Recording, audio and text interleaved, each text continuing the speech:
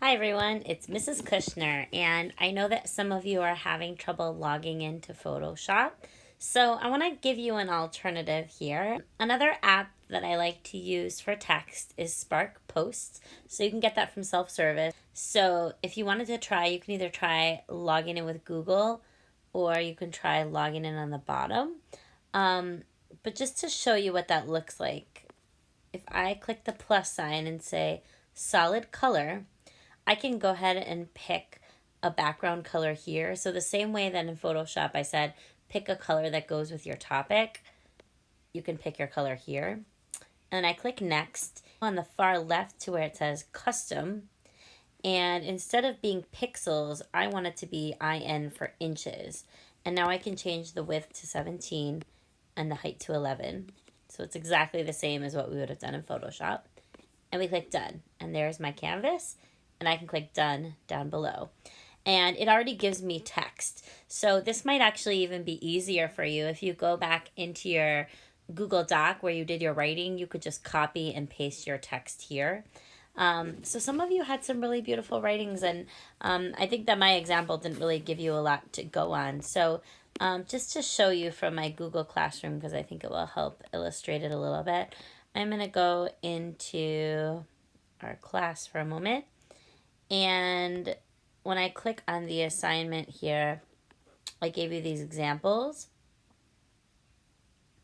So I just wanted to talk about this for a second.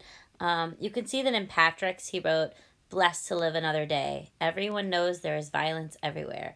I fear my family might make it to the news. I fear my family might make it to the news. So he has kind of three ideas that he's repeated over and over. For Aman's, she was writing about Islamophobia. Islamophobia is a big problem in the world, in America. Lots of people disrespect Muslims because of 9/11, and she wrote a whole paragraph about it, and then she copied that paragraph again. So you can see her paragraph is there twice. If you look at this example over here, here's Jeanette. Why this is a thing, I'm sorry, not Jeanette, this is Janine. What Janine did was, why is this a thing? Please stop, because it's getting to me. It was supposed to stop a long time ago, but you're carrying it like it's a legacy. What's wrong with me? My color doesn't describe me. My skin is not my personality. You're describing me. How about you get to know me by my personality? We're all human. We should be treated like it. And then she copied racism over and over. Okay, so you see, like, she had it copied 3 times. So those are just a couple examples. I'm going to go back over into Spark Post and just show you. So let's say that I wanted to write something a little bit more. So, for example, I might write, why do you judge me by the color of my skin, right? If we were talking about racism. So I could ask that as a question, for instance.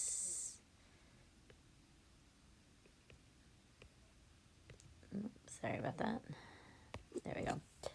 And I can click done. And then what I can do is play with this. I can drag the color. And then what's really cool about this is that you can go ahead and change things about it. So I can change my font over here. And very much like what I showed you with Adobe Creative Cloud, you could download your own fonts at the end. So just to show you, there's all these different fonts. I want to pick one that goes with what I'm talking about. But I can go to this plus sign over here, and I could pick one of these. These are the fonts that I downloaded from before. So if you were able to get into Adobe Creative Cloud, remember I like that Salvation fonts. These are all of the fonts that I downloaded before. And not only do they show up in Adobe Creative Cloud and Photoshop, but now they show up in Spark Post. So that's kind of cool. But I can also go to add, and now there's a bunch of other fonts. So the same way that you were able to download fonts in the Creative Cloud, you can do it straight in Spark. So that's why this is a really good alternative. So if I think that the way that people are judging is like kind of breaking things down, maybe I want to find a broken font. Like that's how I feel when people judge me. I feel broken. So I might want to just kind of look through here until I could find a font that I feel looks kind of broken. So right now I'm not seeing it. I could spend a lot of time again kind of loading these and looking through. But I will say, like that one that I found before, I really like that font. I think that would be the one for me to use. So I'm actually going to just go back and use the one that I already had. But just to show you, like, you could kind of go through here and download any of these based on what you think would work. So this one looks a little bit edgy to me, which is kind of what I'm going for. Maybe I want to pick that font. For instance, you see I click that cloud with the down arrow and the check mark. And then when I go back to all fonts and I say close, now that new font, Marydale, just showed up, right? And I could add other styles if I like the thicker font, for instance. Okay, so now I can go back and you see that my fonts are added. And if I look on the bottom, you see now all of my new fonts are there. So Salvation is there. That was the one that I liked from the last tutorial.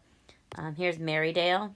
So I actually really like the way that looks. And what I can do, if you look down here, color, there's two colors, right? I've got the color of my text and the color of my background. So, you know, if I wanted it to be more like black and white, if I'm talking about like race and I, talk about the idea of judging a color, I can click done like that. I can click the other swatch. Maybe I want my background to be a different color.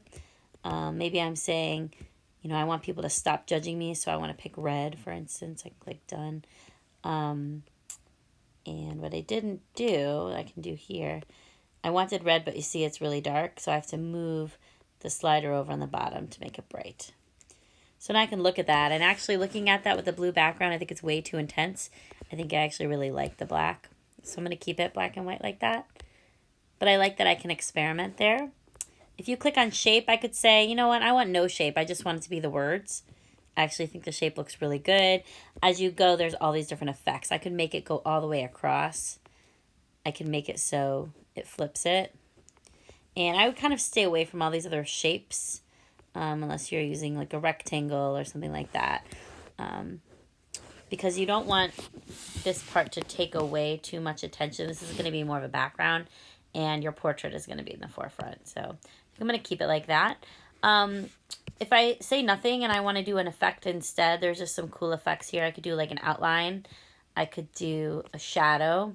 So those are some different ways of creating contrast between your text and the background.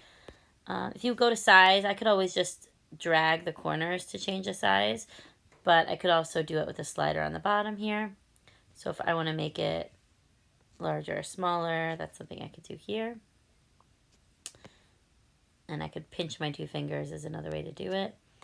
I could adjust it. Again, this is not something we're really going to do. Align is just making it go to the left, the middle, or you could center it like that. And so you see it made that all capital. I think I like the lowercase. There's spacing options. You can make the space between the letters wider. I don't like that choice. I'm going to keep it. Opacity is how see-through it is. So if I want it kind of faded into the background, this might be something that you go back and mess with later when you get your portrait. If you say that you don't want the text to take away too much from your portrait, maybe you want to fade it so that it kind of goes into the background. So I think I'm going to keep it like that. I like that. And then the style button is going to give you a slider to just give you a bunch of ideas. So if I like drag the wheel, you see how it changes it. So maybe it's going to give me some other options that I wouldn't have thought of by myself. I'm going to be honest and say I don't love that. So if I click done, I can go up to the top to my back arrow. And what it should have done, I guess because I was manipulating all of it, it didn't save. I think that if you find something you really like, if you click done and then you go to the back arrow is a way to go back. But because I didn't do that, I can just go back manually and change it all. So, again, the font that I really liked was that Marydale. And the color that I liked was black and white. And again, I could find it here, or I could manually change the colors. Everything else looks good. So I click done.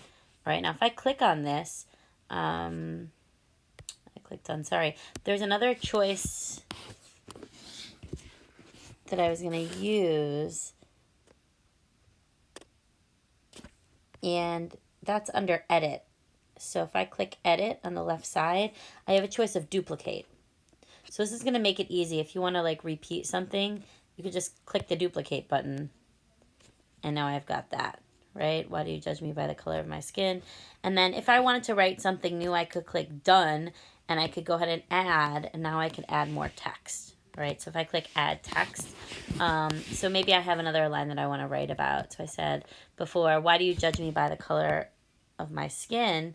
And then I could add something like, you know, people need to stop judging others, you know,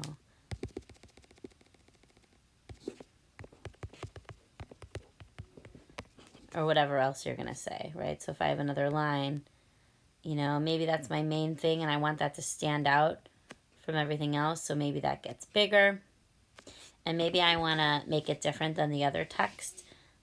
So if I go over here, maybe I swap the colors. So what you can actually do, there's a little swap. And now that would stand out like that. Maybe I want to put a shape behind it so that it stands out a little bit more. And what I can go kind of play with the size a little bit.